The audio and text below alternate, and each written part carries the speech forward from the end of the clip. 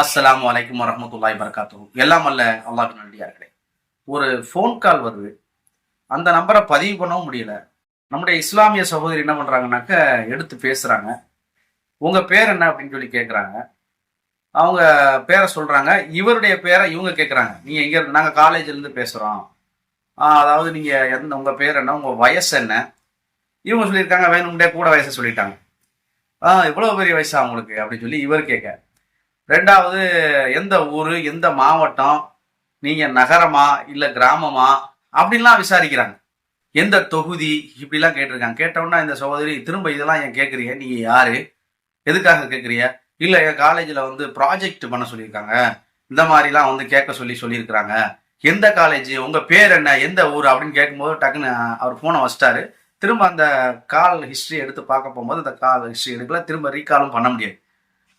இதுல வந்து என்ன நம்ம பார்க்கணும் அப்படின்னா, இந்த எஸ்ஐஆர் என்று சொல்லக்கூடிய சிறப்பு தீவிர வாக்காளர்களை சரி செய்து சீர் செய்து என்ன வாக்கரிசி வரக்கூடிய அளவிற்கு இவருடைய திருத்தம் இருக்கிறது. அந்த திருத்தத்தினுடைய ஒரு பகுதி தான் இந்த மாதிரி எப்படி போன் நம்பர் உங்களுக்கு கிடைச்சு, நாங்க தவறா சொன்னா கூட நீங்க எப்படி அந்த நகரம், நீங்க அந்த ஊருன்னு சொல்லி எப்படி கண்டுபிடிக்கக்கூடிய அளவிற்கு உங்கள்கிட்ட எப்படி ஆவணம் உங்க கைக்கு போனுச்சு என்று சொல்லக்கூடிய பல கேள்விகள் இதுல எழும்புகிறது. ஆகையால இந்த மாதிரி போன் கால்ஸ் வந்தா, இது வந்து கவர்மெண்ட் ஜியோ பாஸ் பண்ணிலாம் இந்த விஷயத்த பண்ணல. வேற கோளாறு வாயிலை பார்க்கக்கூடிய சில கட்சிகள் இருக்கிறது. அது உங்க எல்லாருக்குமே தெரியும். இஸ்லாமியர்கள் அவர்களுக்கு ஓட்டு போட மாட்டாங்க.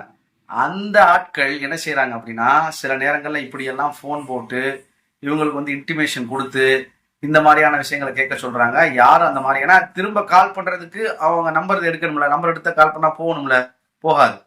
அப்ப இந்த அளவிற்கு இந்த நாட்டில், தமிழ்நாட்டில் வந்து நடந்து கொண்டிருக்கிறது. இஸ்லாமிய பெண்கள் எச்சரிக்கையாக இருக்கு. இஸ்லாமிய பெண்கள் மாத்திரமல்ல, வேற சமுதாயத்தை சேர்ந்த பெண்களுக்கு இந்த மாதிரியான கால்ஸ் வந்துச்சு அப்படின்னா கண்டிப்பாக உங்களுடைய சொந்த தகவல்களை நீங்கள் பதிவு செய்யாதீர்கள், அவரிடம் கொடுக்காதீர்கள். உடனே நீங்க ரெக்கார்டு போடுங்க, காவல்துறைக்கு கம்ப்ளைண்ட் பண்ணுங்க. அப்ப இப்படியான ஒரு விஷயங்கள் வந்து நடந்து கொண்டிருக்கிறது. எச்சரிக்கையாக இருங்கள் என்று சொல்வதற்கு தான் இந்த பதிவை நாம் உங்களுக்கு பதிவிடுகிறோம். நன்றி.